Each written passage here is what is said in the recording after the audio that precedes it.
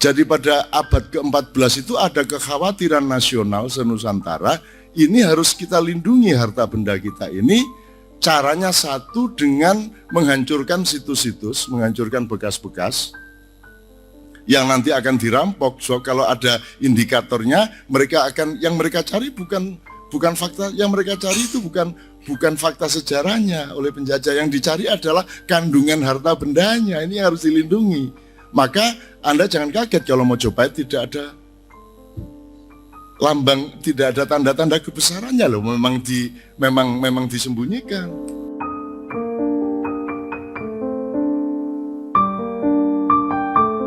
Pertama begini, kayaknya sih gini, Gajah Mada bukan lahir di Lamongan, lahir di tempat yang sekarang disebut Lamongan. Nanti kalau suatu hari ada tata negara baru di mana Lamongan hanya menjadi bagian kecil dari misalnya dulu Karsidenan Bojonegoro, orang juga akan menyebut Gajah Mada lahir di Bojonegoro. Karena orang sejarah itu biasanya melakukan distorsi-distorsi yang orang nyejo, orang niat jahat. Tapi misalnya Juanda, kita akan segera mendarat di Airport Internasional Juanda Surabaya, padahal Sidoarjo. Nah itu sebenarnya Surabaya harus kasih royalti terus-menerus kepada Sidoarjo karena namanya selalu dimanipulir gitu. Sama dengan Cengkareng, kan seharusnya kan Banten bukan Cengkareng, Jakarta. Nah itu lama-lama puluhan tahun akan menjadi tanaman pengetahuan dan fakta di dalam sejarah manusia. Lama-lama kita lali bener gitu. Sama dengan di sini diungkapkan betapa Gajah Mada itu sudah jadi patih pada 3 tahap, tidak hanya pada 3 periode, tidak hanya pada waktu Mojopahit gitu dan seterusnya. Nah ini banyak sekali fakta-fakta yang kita harus sangat berhati-hati, termasuk para akademisi juga harus sangat berhati-hati. Misalnya, ini gambar Gajah Mada atau sebelah kanan ini karpe. Itu tidak ada legitimasi akademis, metodologis apapun yang bisa membenarkan bahwa itu gambar Gajah Mada apa meneh pipine dikempot-kempot no. Jadi aslinya kan gak nguniku, penemuannya di Putrono rada tembem terus iki diganteng-ganteng no. Padahal Pak Muhammad Yamin itu cenderung memilih patung itu karena setiap pelukis, setiap seorang imagis ya, seorang imagery itu punya kecenderungan naluriah untuk misalnya gini, kalau saya pelukis, maka yang saya gambar itu akan mirip saya. Jadi kalau saya seorang arkeolog mencari tokoh di antara patung-patung Sindio Hayam Wuruk, sing paling tak kagumi ku sing kira-kira secara naluriah, sing kira-kira mirip aku. Itu naluri dan itu tidak bisa disalahkan, bukan kejahatan. Anjene rada ngono-ngono iku dedek. Nek upama biyen sing nemokno patung iku dulur iki ya, kira didolekno sing rada kempong-kempong redek ngono kan. Karena yang menentukan waktu itu Pak Muhammad Yamin ya. Maka didolekno sing rada tembem-tembem seperti beliau gitu loh. Jadi akhirnya kita memfitnah dalam tanda petik tanpa kejahatan bahwa Gajah Mada iku lemu, gede ngono iku. Dadi nek ana arek kok cilik kok rada wis koyo ngono, koyo Gajah Mada lah ngono. Lah kuwi roe Gajah Mada ku ngersula bendina diancuk arek-arek. Aku iki ganteng arene. Ganteng aku iki. Ganteng, apik, sakti, andap asor gitu kan. Kalau Gajah Mada mau menggunakan kekuasaan ya Hayam Wuruk tidak ada artinya untuk dia.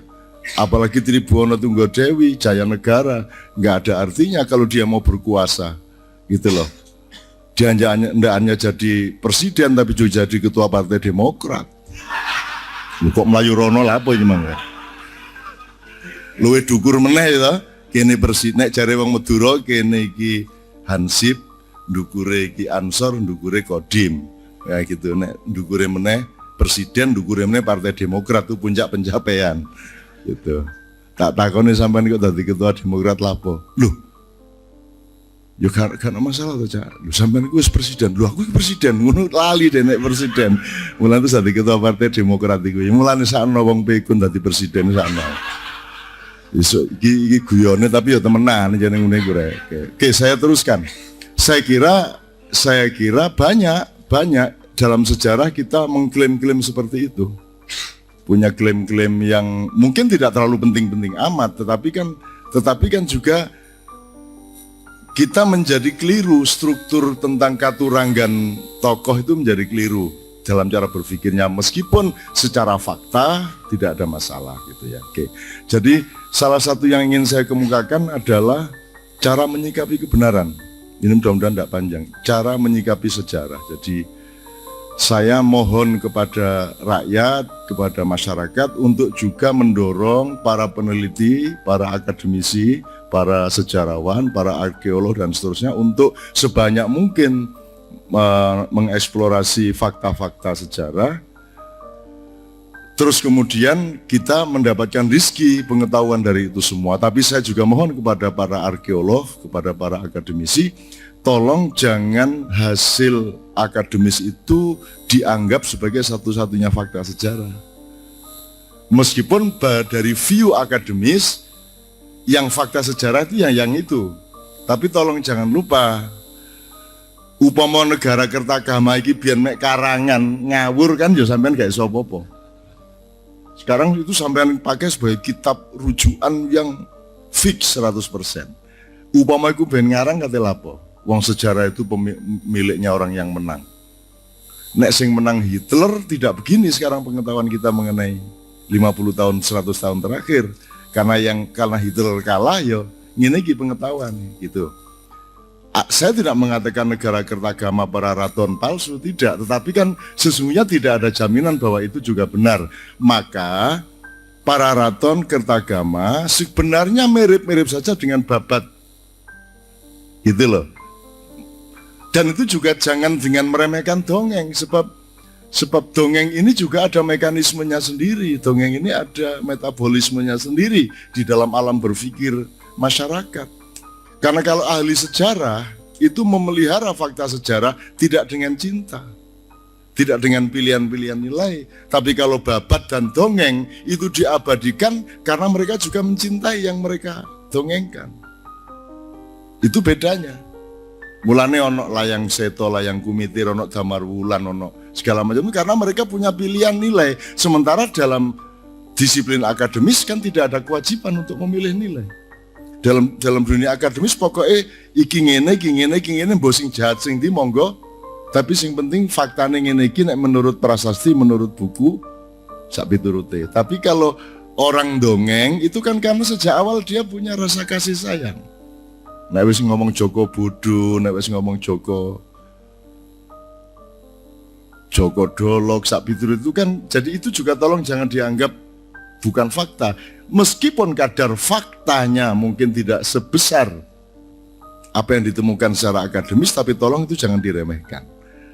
Sebab kalau mau diturutin Wali Songo itu juga bukan bahan sejarah. Sekarang mulai dipertanyakan oleh para sejarawan. NU mulai cemas karena Wali Songo mulai tidak diakui. Ditambah meneh saiki iki wali iki macam-macam. Ono wali-wali nyar tergantung travel mau iklannya kemana. Dan gitu, saiki ono wali ke-10, terus mari ngono ono wali Songo Jawa Timur, sing papat, jadi sing wali telu Jawa Tengah karo siji Jawa Barat disingkrino karena sekarang khusus Jawa Timur didolekno Songo, dadi ganti papat. Papat iki sapa ya didolekno sing gampang ditempuh bis. Ya dadi nek biyen niku rumuse la ya'riful wali illal wali wa la ya'riful auliya illal auliya.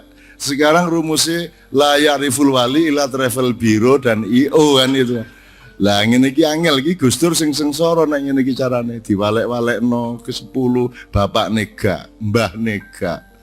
Padahal sing jasane gede mbahne kaya ngono iku bapakne nggawe resolusi jihad lahir 10 November sapi turute. Terus Gus Dur iki lagi di gawe bal-balan nih alam barzah kono. Wes di bendina disindiri karo Sunan Kalijaga liwat Dur wali niye. Ngono kae.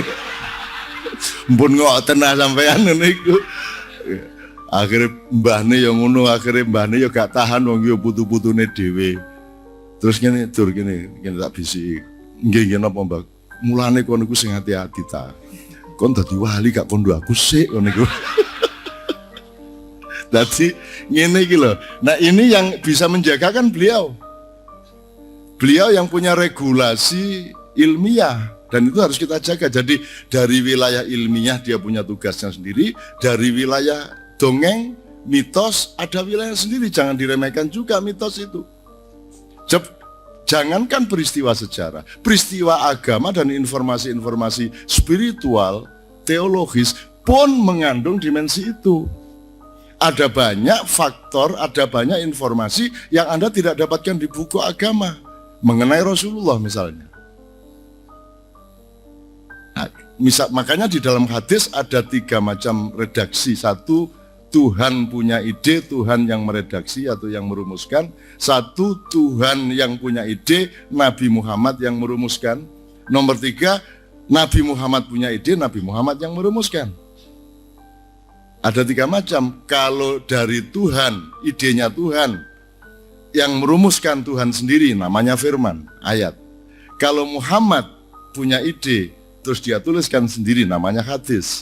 Tapi kalau idenya Tuhan yang nulis Muhammad, yang merumuskan Muhammad, namanya hadis qudsi. Dan ini beda-beda. Di balik hadis qudsi masih banyak lagi. Wah, aku udah cerita-cerita wake. Sing sampean gak tahu krungu, memang hakikatnya untuk tidak diceritakan. Itu aurat kok. Nek kon wis dulurku tak kandhani. Tapi nek di umum ya gak iso dikandhani. Ada namanya aurat. Dan dalam hidup ini yang lebih penting itu aurat. Bukan yang tampak. Gedung ini, yang terpenting dari gedung Elmi ini adalah cornya di dalam cat itu. Tapi yang tampak kan catnya, bentuknya. Tapi yang terpenting tidak akan pernah tampak. Maka ahli sejarah juga harus punya pandangan seperti itu. Kitab Pararaton, kitab Nagara Kertagama mungkin saja menyembunyikan sesuatu yang memang tidak akan diungkapkan. Kenapa? Karena dia ditulis ketika mereka memiliki kepekaan terhadap ancaman datangnya penjajahan Portugis yang kelak kemudian VOC juga datang. Jadi pada abad ke-14 itu ada kekhawatiran nasional senusantara, ini harus kita lindungi harta benda kita ini. Caranya satu dengan menghancurkan situs-situs, menghancurkan bekas-bekas yang nanti akan dirampok. So kalau ada indikatornya, yang mereka cari bukan fakta yang mereka cari itu bukan fakta sejarahnya oleh penjajah. Yang dicari adalah kandungan harta bendanya. Ini harus dilindungi. Maka Anda jangan kaget kalau Mojopahit tidak ada lambang, tidak ada tanda-tanda kebesarannya loh. Memang disembunyikan, memang dijogrok, memang diauratkan. Nomor dua, yang disembunyikan bukan hanya bendanya, tapi juga cara berpikirnya. Jadi bisa jadi Pararaton Negara Kertagama itu bohong dari awal sampai akhir, dan dia baru Anda ketahui faktanya ketika di bagian terakhir dari kitab itu ada goresan-goresan yang Anda tidak pernah anggap itu fakta. Iki rotok maju loh sejarah iki, cara berpikir sejarah kan nganut iku tok. Misalnya Mojopahit itu cuman dia cuman periode terakhir, itu dinasti terakhir dari dinasti panjang yang namanya dinasti Mo, dinasti Jo, dinasti Po, dinasti Ed. Dan itu cuman sebutan-sebutan pasca abad 14, bukan sebutan pada waktu itu. Oh jenenge aurat kok. Aurat jok diketok-ketokno, jok dibuka-buka. Jadi dalam perhitungan sejarah juga ada banyak strategi yang mungkin sekarang kita harus lebih waspada. Tapi kini tak dawakno kok tadi tambah bingung sampean. Tapi aku tak buka sing gak. Terus Mas Parto jarene sak nun bertanggung jawab. Aku bertanggung jawabkan nang sopo? Aku iki anak buah sopo? Lho pokoknya aku iki ngomong ngono iku nek gak gelem, nek gak percaya buaan, nek percaya dolekno kan gitu. Nah aku gak bertanggung jawab karo sapa-sapa. Wong aku kecodot ngono tok cangkemku arene. Lah ya apa aku nganggo penelitian lah aku iki fakultas sejarah UNER ta ya apa lah aku duduk sapa-sapa aku ngomong ngono iku pokoke nek kon percaya jubuken gak percaya buaan iki sederhana. Aku nulis macam-macam yo gak ero kok sing tak tulis kok. Lah kok ngono ya dadi aku kaget dhewe maca iki. Kaget dhewe lho kok aku nulis ngene ya. Lho iki apa ae iki kok apal lagu sakjane kae ngono aku. Aku nulis karo maca ngene iki lho. Ndek udara ya ana tulisan tak kutip. Ngono iku tok critakane rek. Lho meng ngono tok. Lah kok tanggung jawab. Lah tanggung jawab karo sapa? Tanggung jawab itu kan yang memberi saya saham. Lah aku dikai saham karo Gusti Allah tok ngono lho. Mosok mek mergo ngkei honor diskusi tok aku kudu tanggung jawab. Karek guyon rek. Maksud saya itu pakai pendekatan berbeda dengan beliau. Kalau beliau teknis, akademis, metodologis jelas, dan saya mengakui pendekatan itu. Saya bukan tidak mengakui, dan saya tidak ingin yang lainnya mengakui metode saya. Wong metodeku ancane gak iso dipahami kok. Ya apa caranya memahami? Aku nulis Syekh Jangkung. Saya bikin drama namanya, saya contoh, namanya Syekh Jangkung, cerita mengenai muridnya Sunan Kudus yang ingin menyelamatkan perpecahan pasca Pajang menjelang berdirinya Mataram. Di situ ada tokoh Syekh Jangkung, ada tokoh Sunan Kudus, ada Sunan Kalijogo, ada Kiai Tegal Sari dari Jetis Ponorogo, terus ada Ki Mondoroko, ada warok-warok sekian, terus ada anaknya Karebet yaitu Pangeran Benowo, terus cucunya bernama Jambuwangi sama Raden Mas Kalong. Aku ngarang, tapi bener. Begitu didoleki sejarah lho, ancane anake jenenge iku. Padahal aku mek ndelok wah jambu enak iki tak tulis Jambuwangi ngono ae. Ngono. Dadi tanggung jawab nang sapa? Sing kudu tanggung jawab sing ngekeki aku iku. Wong aku gak melok-melok, aku mek dikeki kok. Gitu. Ini cara saya sampean ngerti nasabe ilmu. Gitu loh. Ini oke, saya terusin.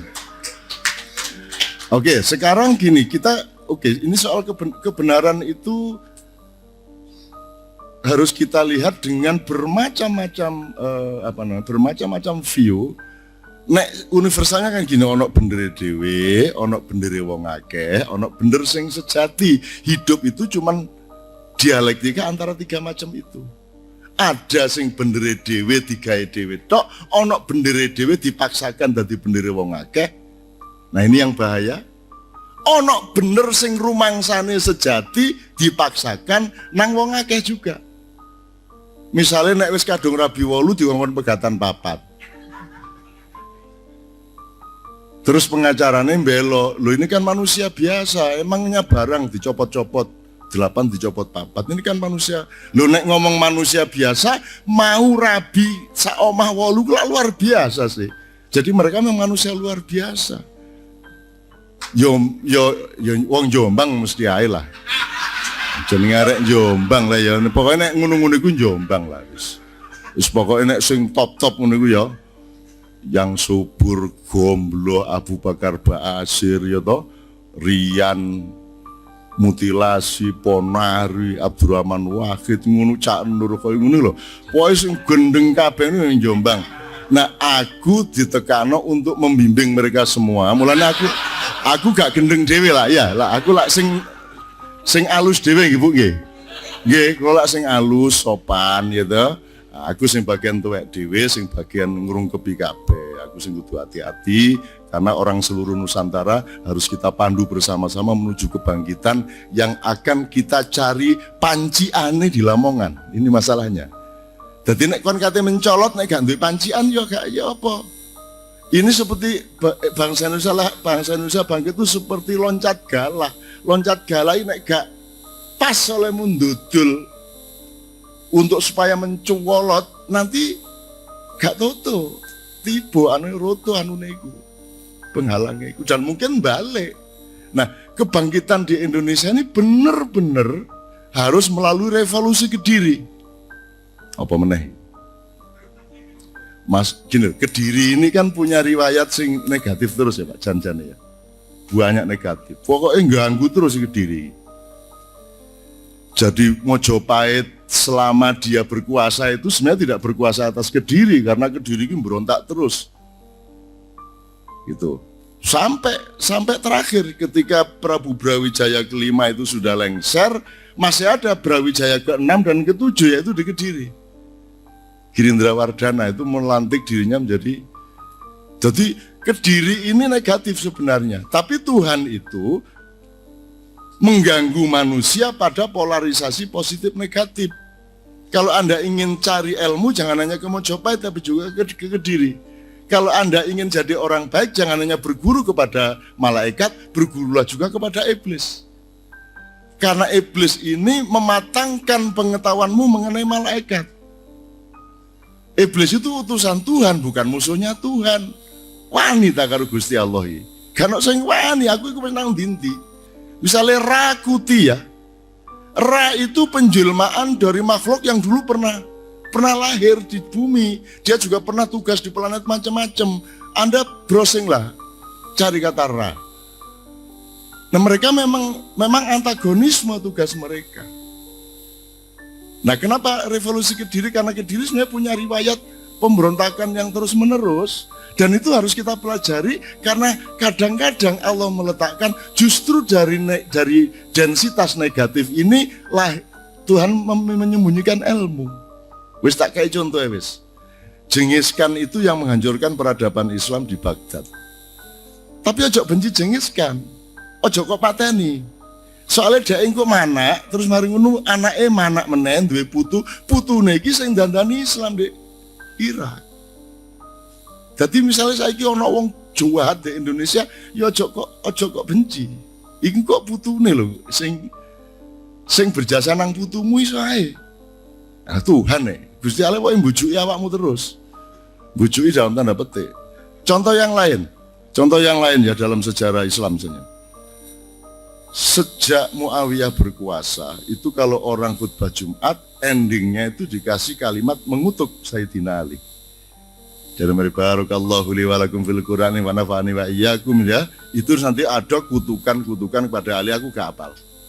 Pokoknya endingnya mengutuk Sayyidina Ali. Ini berlangsung puluhan tahun. Sampai kemudian putune sing gawe teks iki, sing mengambil keputusan politik mengutuk Ali, putune iki sing akhirnya menghapus. Putune itu Anda sudah kenal, yaitu Umar bin Abdul Aziz. Jadi Gusti Allah ngono iku, dadi nyenengno. Dadi sampean karo aku umpama gak setuju, ojo ke apa-apano. Sapa rong kok putuku sing kayak penggawean putu sampean ngono lho ya. Iso ae. Dadi mari kita dari Lamongan ini kita terima semuanya untuk kebangkitan, dengan semua unsur kita manfaatkan untuk kebangkitan yang benar-benar baik. Oke. Ini soal cara menangani kebenaran. Supaya saya tidak terlalu berpanjang di situ. Revolusi Kediri itu artinya saiki iki kuwabeh sak donya iku gelombangnya adalah kembali kepada dirinya sendiri. Goleki awakku iki sapa? Ya toh, mulane Kadiri. Revolusi ke diri menuju diri sendiri. Jadi setiap bangsa sedang mencari dirinya sendiri lagi. Dan Amerika merasa paling tidak punya diri, maka mereka menjajah. Karena mereka tidak punya diri. Nah orang yang sudah dijajah lama ini sekarang mulai sadar kita akan cari diri kita. Jadi orang Islam sedang mencari dirinya. Orang etnik, ya orang Mandar, orang Bugis, tadi teman-teman Mandar dari Mandar cari Syekhona Khalil tadi malam di Madura. Karena mereka menemukan keterkaitan Madura, Mandar, Syekhona Khalil, Syekh Imam Lape, Gus Ud, Pagerwojo, Yai Sahlan, Gerian. Mereka menemukan nasab-nasabnya itu. Jadi orang sedang mencari dirinya.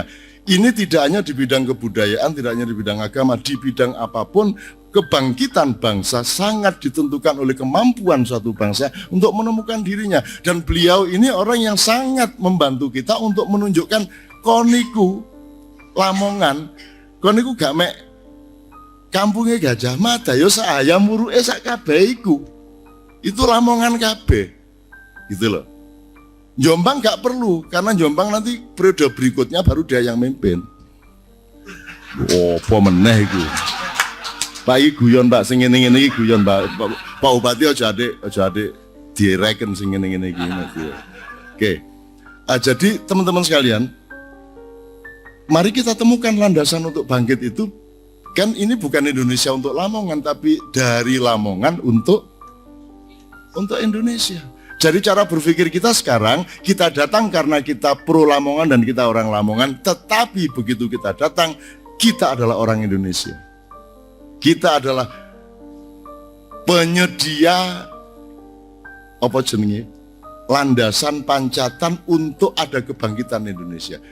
Kalau kita tidak punya contoh soal sejarah, bangkit ya apa? Nah, ini duwe Gajah Mada, duwe Hayam Wuruk, kita bisa punya bentuk kebangkitan tidak hanya di bidang kaliber manusia, tidak hanya di bidang kebesaran individu, tapi mungkin juga di dalam sistem. Misalnya tadi beliau menyatakan, Perdana Menteri waktu itu namanya apa Mas? Menteri Utama apa? Maha Menteri. Jadi misalnya gini, kan sekarang kita ini dekaden dibanding Mojopahit. Saiki NKRI. Sekarang sama presiden sama perdana menteri. Perdana menteri dikerjakan tugas yang seharusnya dikerjakan oleh perdana menteri dikerjakan oleh presiden. Karena kita memilih sistem presidensial. Gajah Mada itu kalau dalam perusahaan dia itu direktur utama. Nah, Tunggadewi Jaya Negara sebelumnya maupun Hayam Wuruk itu ketua pemegang saham. Dan ini beneran, karena tanah itu milik raja.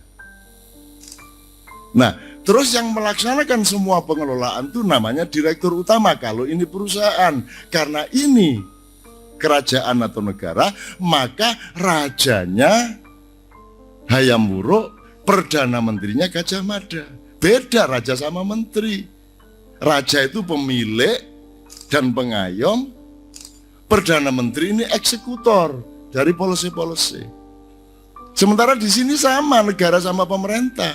Jadi kita ini ketinggalan zaman. Kalau mau belajar benar ke Gajah Mada, belajar suatu hari salah satu bentuk kebangkitan kita adalah beda presiden sama perdana menteri. Sekarang paling diterjemahkan ke Menko, menteri kok. Tapi ya kan harus dikoordinasi. Misalnya koordinasinya juga pakai ilmu yang sangat konvensional.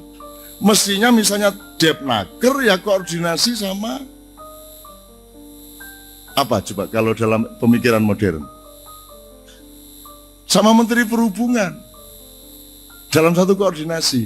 Sebenarnya tidak ada yang tidak terkoordinasi. Pendidikan sama kesehatan ya koordinasi. Dan saya ini gawe Menko sing nggak relevan. Nah kita cari yang relevan, yang bagaimana kita belajar kepada Gajah Mada. Nomor satu belajar kepada tasawufnya Gajah Mada. Harap diingat, Gajah Mada tidak pernah ada berita sejarah bahwa dia terlibat di dalam konflik antara Hindu, Buddha, dan Jawa. Gajah Mada tidak terlibat. Probabilitasnya adalah Gajah Mada orang yang memang sudah uzur pada waktu itu, atau Gajah Mada memang sangat pluralis, atau Gajah Mada memang sudah muslim. Cuma tidak enak kalau terus tampil bersama Sunan Kalijogo. Kan begitu.